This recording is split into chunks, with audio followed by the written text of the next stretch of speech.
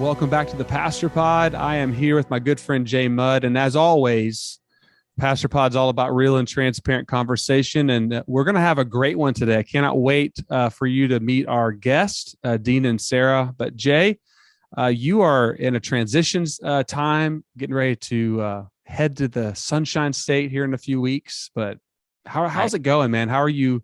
I hear it's hot there. It's a little warm. I hear it's hot. Yeah.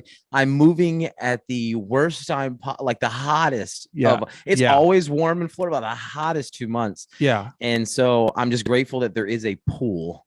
There is a pool at my destination. That's right. You don't have to pay for a sauna in the summer in Florida. Like you just don't have to pay for it. You just go outside. There you go. Get your sweat on. Yeah. I mean, you get a little bit of breeze there on the island, don't you? We do. Off the Gulf, you do get a little breeze off and on, but it's a humid breeze, and it rains like every afternoon, so that's nice. It specifically cools being on an island, you're surrounded by water and niceness, right? It's nice. It's nice. I'm not gonna lie. I love the palm trees and the heat. I'm all about the heat, man. Now, when it's like 94 degrees and 98% humidity, I mean, I don't think anybody listening or in the world goes, "Oh, this is so refreshing." But I'd much rather be a little warmer than freezing to death. I don't know if you saw on my Instagram. I posted a picture where it was actually relatively cool. It was in the 50s, and we had the windows open. I was like, AC, it's beautiful. But my wife went out and got her jacket and her hoodie from like winter, and she's like, "It's cold in the house. Shut the window." That's right. Like, cold. It's June. I'm enjoying. She's preparing herself for Florida. That's what it is. Yeah. I don't know. So Josh, you were telling me a little bit earlier, you got your kiddos are growing up a little bit, different life stage for you right now. Tell me a little bit about that. Yeah, we're taking some big steps this summer. I mean, Micah's 9, Hannah's 8, Chloe's 4, and the older two are at their first away camp, Camp Kid Jam. It's the Orange Strategy Camp up in Lakeland, and so they're away for 3 nights. And we're on a huge group thread with all the parents, and they're updating us with all their pictures. And it's just crazy because you think, wow, they're away from home, and they don't have a phone, they're not calling us, and I'm enjoying it because it's a good experience. Cassie's, she's struggling a little bit, probably more than I am. And then Chloe's at a VBS all morning each day. And so we're like, what is happening? Yeah. Our kids are growing up too fast, Yeah. And then your kids are like, you had a birthday this last week. I've got birthdays. My daughter, I don't know where time went. They graduated from 8th grade. And I just got to say this, you know what I got when I finished 8th grade? I got a tour of 9th grade. I got a tour of the high school. Now they get like a ceremony. I'm just going to say it. I told my daughter this too. I'm just going to say it. Like, why do we got to celebrate every like 8th grade? Okay. It's middle school. Yes. You need to be patted on the back because middle school is horrible. It's the worst time of your life. Yeah. It's a big step. But seriously, there was a dress involved. There's the whole, I'm like, really? Anyhow, but I did look and go, where'd my baby girl go? Right. She's not oldest is now going into high school.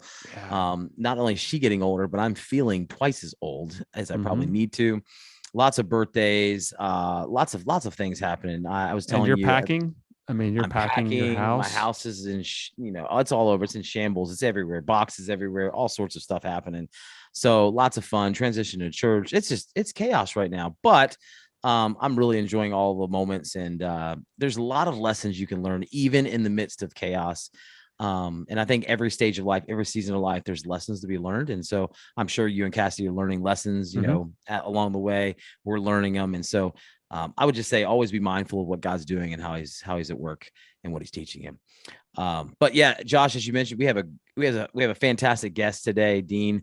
And Dean's going to share a little bit about his church planting journey, give us some insight to church planting. He's been planting there in the Tallahassee area. And so without further ado, Josh, let's jump into that conversation with Dean. All right. Well, we're here with Dean from City Church in Tallahassee. And Dean, thank you so much for being on the podcast today.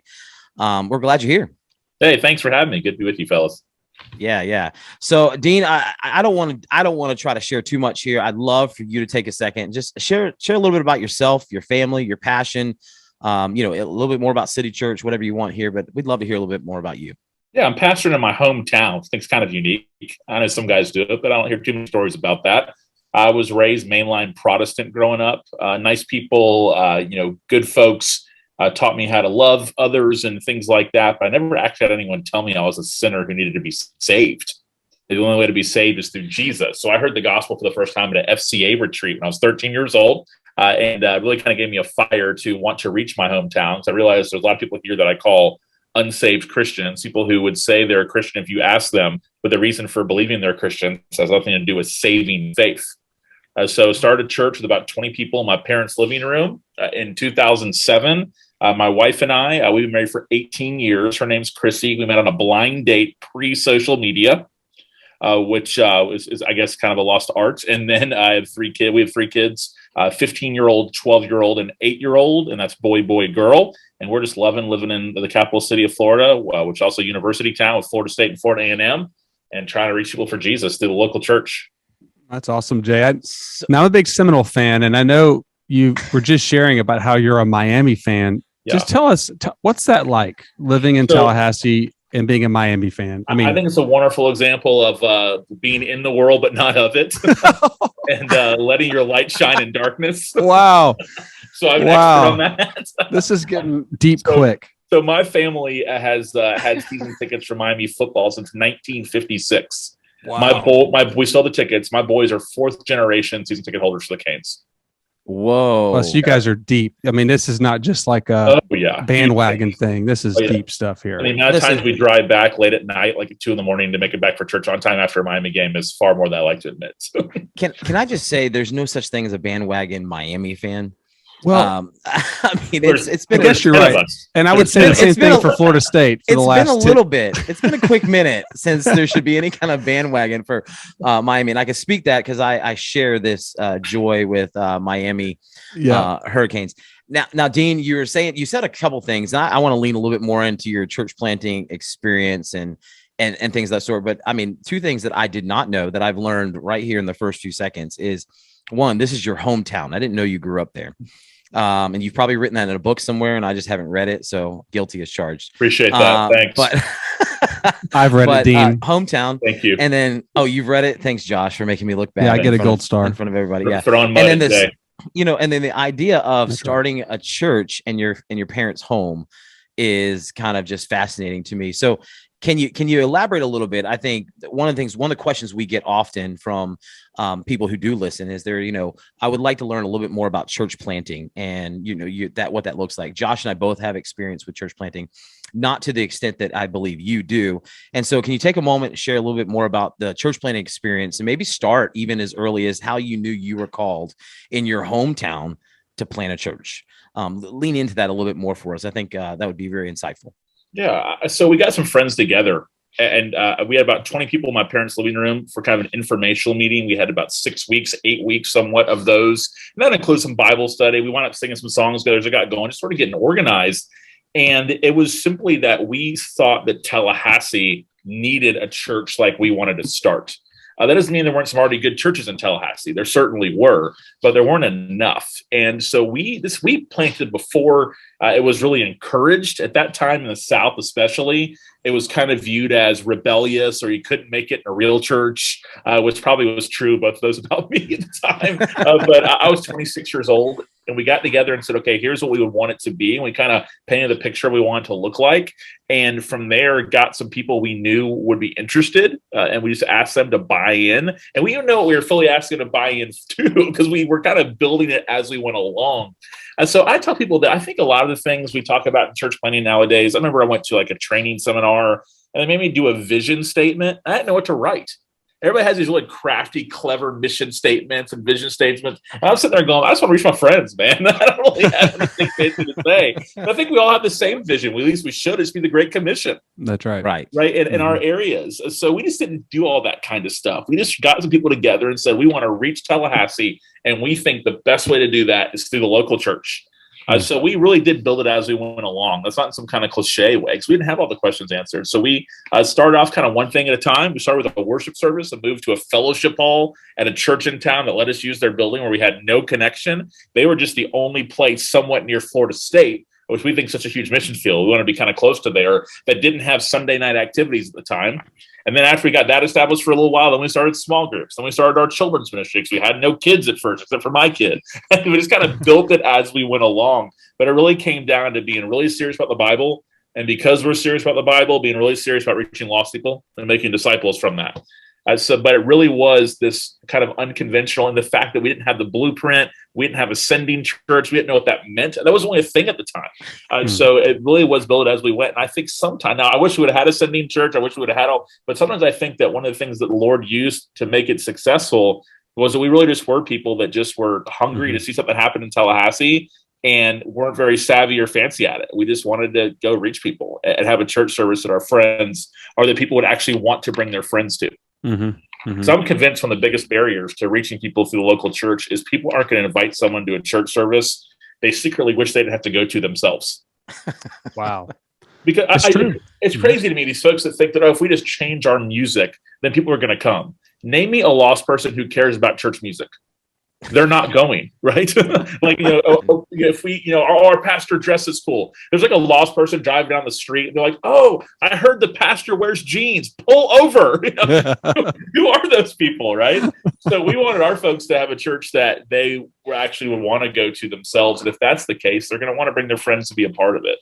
And that's what happened. And we saw that continue to be. And I really cast that vision of, I want to reach my friends. Guys, I've baptized my Little League baseball coach.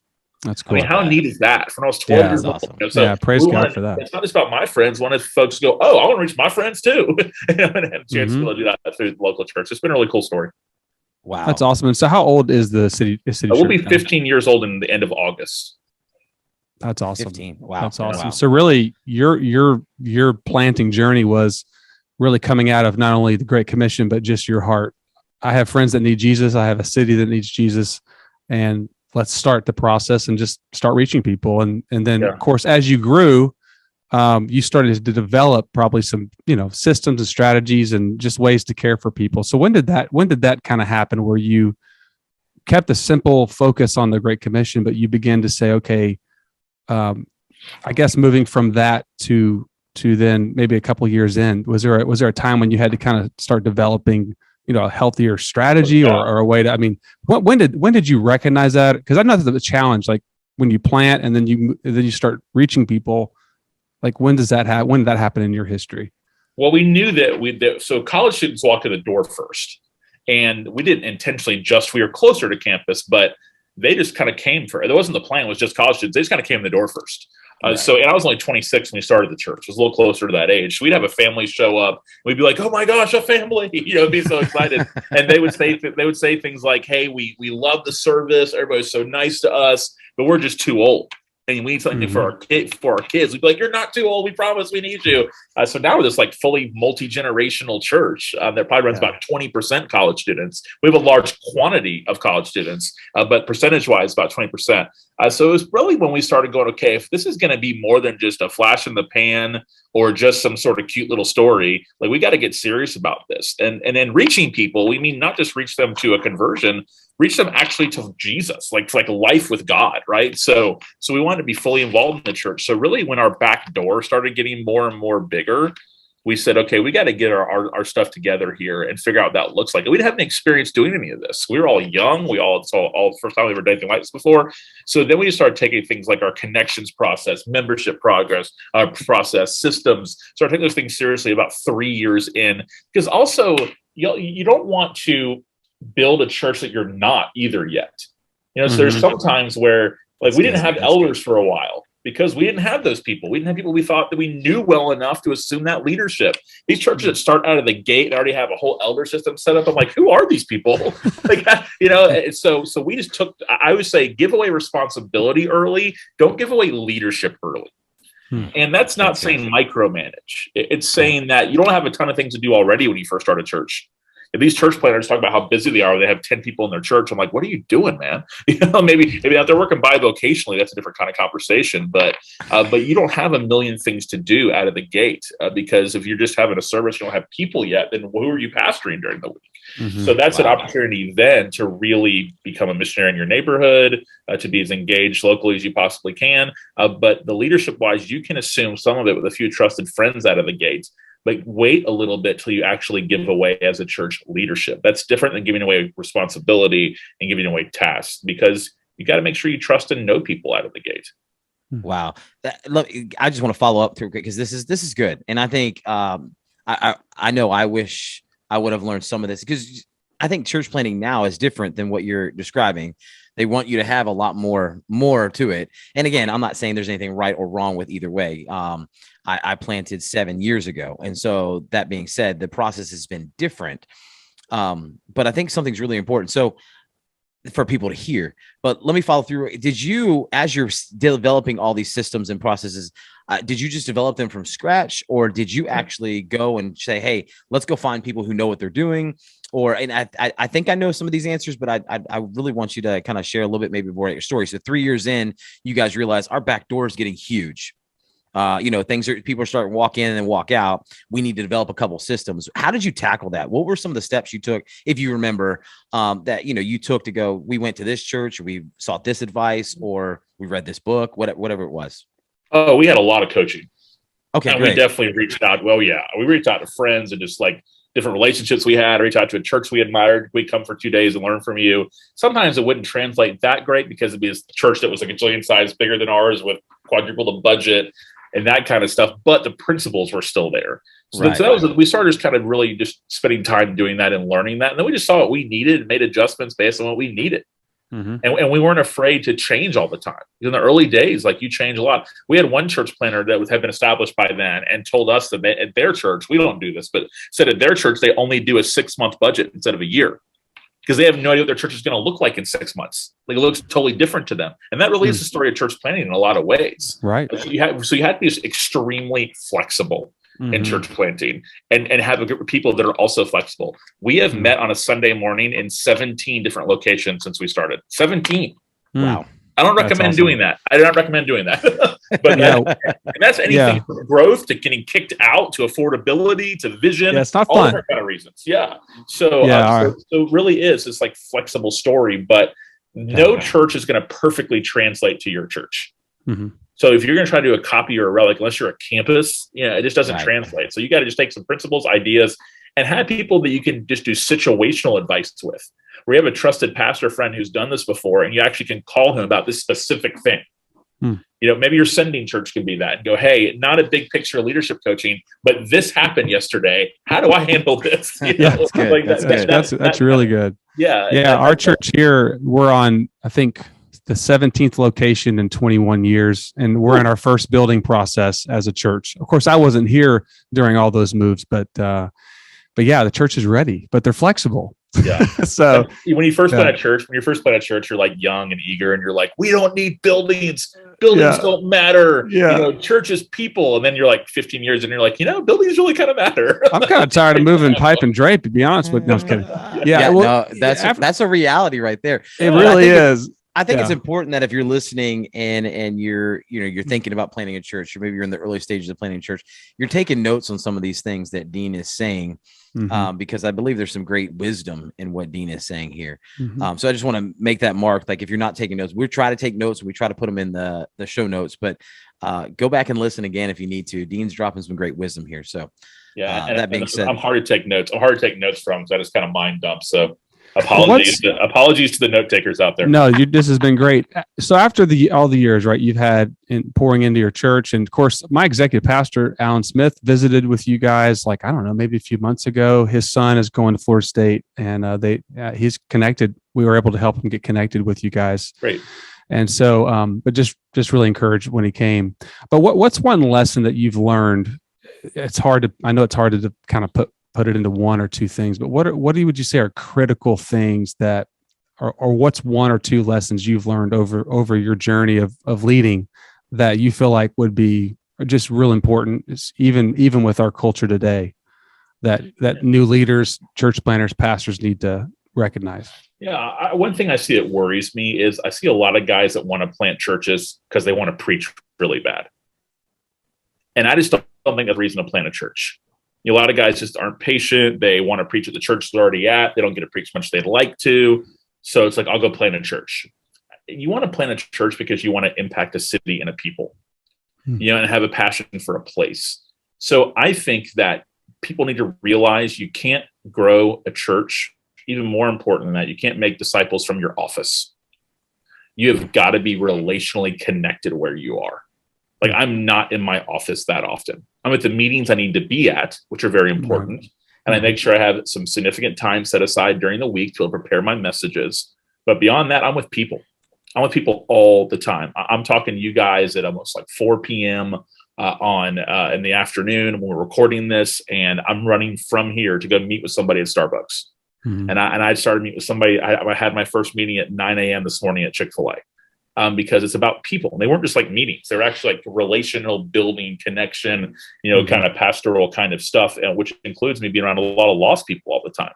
Mm-hmm. So I worry sometimes that guys just want to preach sermons and sit in the coffee shop by themselves all day and prepare sermons.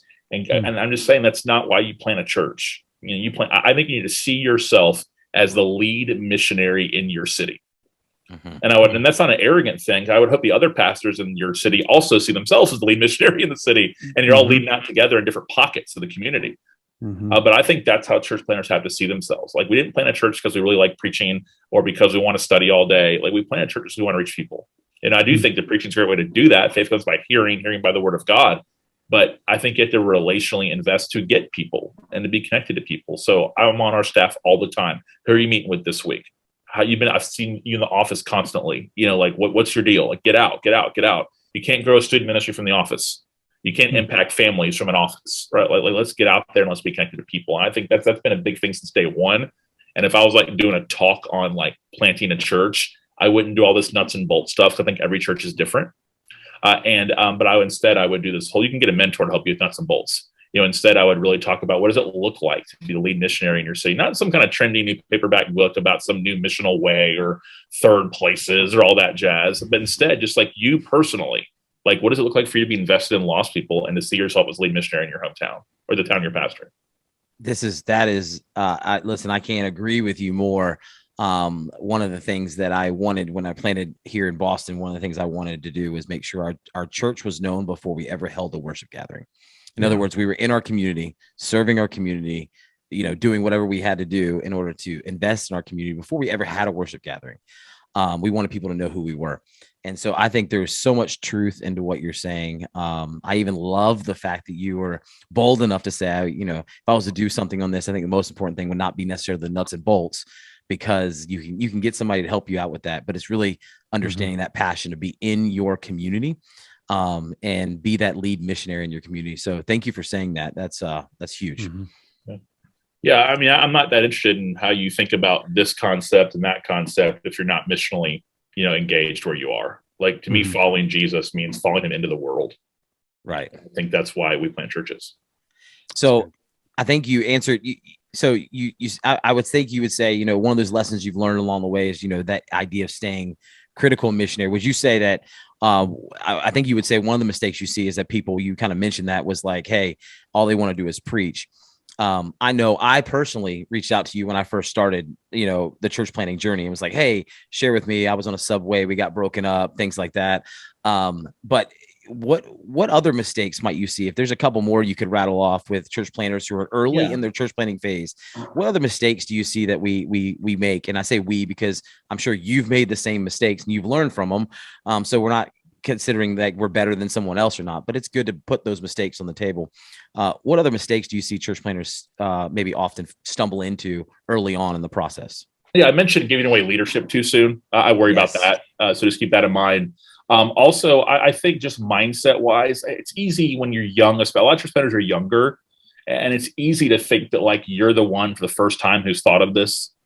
So I think the ego thing can really get you. It can make you real cynical and critical of everything. It's easy to have a chip on your shoulder when you're planting, and to really think that every other church is terrible and you're the only ones that are doing it right because you're so passionate about the work you're doing, right? Like you believe in this, like you gave your life to this, and you feel like you have to make some kind of case for your church to exist. So I just say put that noise away. Like, don't feel like every time we have a conversation with you, get to make the case about what percentage of your town is lost. It's like, we get it. There's lost people everywhere, right? Like, we get it. But a lot of guys just have to feel that way. There's like this like kind of chronic insecurity in church planting that masks itself as kind of some swag and confidence, and really it's not that. And then another thing I would say is when guys just try to be too hip, It's like the majority of people in your town don't dress like these church planters dress. Even like in the most like urban hip context, they don't. They're like, these people are going to work and they're like CEOs and they're, nurses on hospital floors in their school. They're not wearing jeans that are 15 sizes too small for them, in these weird jackets and outfits where you look nothing like anybody in your community, or at your church, the folks you're going to reach. So quit trying so dang hard, guys. Like it's okay to be 40. Like it's okay, and so Thank you. I don't I'm think happy that's to. a problem. It's good. No, it's true. You guys, people in your town who are like, I was just listening to that guy. Like if he came to pick up my daughter for a date, I'd punch him in the face. And so I just that kind of stuff I don't think it's talked about ever. So that's why I had him on the pod, right? So I think that like just don't try so hard. Like just be a regular part of your community. Like most people are planning in some kind of suburban-ish setting, whether they admit it or not. And like don't try so hard. Well, we really appreciate this because the Pastor Pod, one of our taglines is real and honest, transparent conversation. That's really one of the reasons we developed this podcast. So I love it, and I think I do think there's the insecurity piece. I mean, I know I've had seasons where I've struggled with that, just knowing my role and knowing my identity. But I think it's huge to not get caught up in, following who's on YouTube or whatever person that we look up to. You don't have to literally dress. The only folks that dress like that 15 pairs too small. Is that what you said? No one else in your town dresses like that. Stop it. So now great. Now we've insulted all the church planners and worship leaders that might listen to this. That's good. Thanks, Dean. No one's going to come back now. Quit being such a beta and toughen up if that hurts your feelings. I'm almost 40, so I'm just really happy that I'm going to be that dad that just I've already embarrassed my kids. I'm already going to own that. You're a dad. I'm good. I don't care. Yeah, I don't care. There it is. There it is. All right. So that's all you need to know, church planners. Just be yourself. Just stop wearing tight pants. It will be good for everybody. Yeah. Stop. And your hair looks ridiculous. Yeah. And and that shirt, oh my word, no one wears that affliction shirt in your town except for you. This is great. All right. You want an honest and open and real transparent conversations. You've got it right here. And if you don't follow Dean on Twitter, this kind of amazing content is every day. So thank you. Thank you for your ministry, Dean. Every day. Yeah. Keep us glad to serve. So, Dean, now if anybody is now still ready to say, hey, I want a church plant after these conversations of like, let's go. I don't have, yeah, exactly. I don't have to, actually there's freedom in what you're saying. I don't have to dress the part. I don't have to do this. Frees you up. I just have to be me. Yeah. I have to be who God uniquely made me to be. This is who God created me to be. And I want to reach my family and my friends and my, my community. If someone's saying that, let me ask you, in your opinion here, what steps could somebody take? What steps should someone take? Because your church planting journey different than my journey, different than what Josh's was when he planted a campus. It's just different. And so what steps do you think healthy, good steps are take when somebody is saying, hey, I'm interested in church planting, not even really sure what that means? What healthy first steps would you suggest someone take? I think one, be real honest and ask the why of yourself, and then get a few other folks around you and ask them to ask you the why and make you kind of flush it out. Why we're doing this. It's not because every other church is terrible or I just really want to preach or no one preaches the gospel or, all the things that people say nowadays. But like really like I see a passion for a place, a need somewhere, like something that the Lord's revealed to you as a place where you could do this for real. And then from there, I would say get some good friends together and that are like-minded in Christ and start dreaming and praying and talking about it, about what could be. And then from there, make that ask of these folks to come help you, wherever that is, if it's in the same town or if it's going across the country. And then I would get with a church that you trust and believe in, and maybe the one that you've been raised at or one you've worked at or are working at, whatever it could be. And then say, hey, look, I love this church and I bet this is on my heart. And I know this church is about sending and about, and I want to, we're encouraging our members to go and to be and to do. And I kind of want to be an example of that. And what would it look like to have some conversations about doing that, and you being the ones that help me rally to do that? I would hope senior pastors listening to this would not see it as a threat.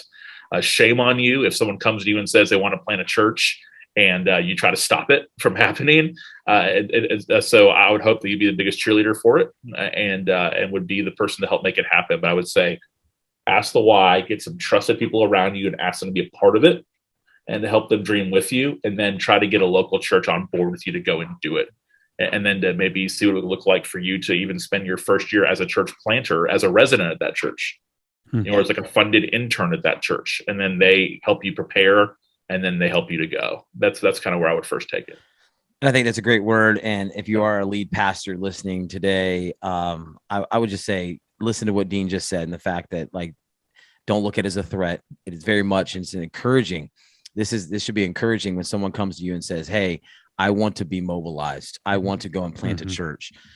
Church planting. This church, I love this church. I want this to be the church that sends me. I don't want to do it with anybody else. I want to do it with this church. That's awesome. That's huge. That's awesome. a blessing. Yeah. That's a blessing. So listen, Dean, this has been a fantastic conversation. Lots of fun. Anytime, guys. Want to make sure you get the time now, and you have plenty of travel time to get to Starbucks. I know how passionate you are about You love some Starbucks. Better believe it. But do you love Chick-fil-A more though, or is there? My daughter asked me the other day. She said, if you had to choose the rest of your life, Chick-fil-A or Starbucks, and you had to choose, what would it be? I said Chick-fil-A. Wow, good for you. I love Starbucks is second place, but I would say Chick-fil-A. You know, Dean, we do an event here in Boston every Christmas, and the two people that I make sure that are there and involved is Starbucks and Chick-fil-A. So Let's go. I agree with you. Wow. Yeah. I agree. So I'm a huge Patriots fan and a huge Celtics fan. So I'm going to invite myself one time to your event. Weren't we all? You know, I went to. Jay was at a playoff game the other day. I was at a playoff game the other day. I have a good friend of mine. Finals. Yes. Don't get me started. I went. They lost when I went. We were playing. Who were we playing? The Bucks. It was that was the at the very end of the game. Oh, you went to the Eastern Finals. Nice. Yes, I did. Yeah. I did. I went to semis. Heat was final. Sorry. Yeah. Plenty of Red Sox games. I have not actually been to Foxborough. And we will disagree. I'm not a huge Tom Brady fan, but I'm a Bucks fan, so we love Tom Brady coming down to retire down here. Let's go. All right. Well, listen, we're gonna leave you on that note. Dean, I want to say thanks again for being here on the Pastor Pod. And listen, if you can follow us along at thepastorpod.com. You can find us on all social media. If there's anything we can do for you, don't hesitate to reach out, thepastorpod@gmail.com. And make sure you follow Dean. Make sure you get behind Dean on Twitter.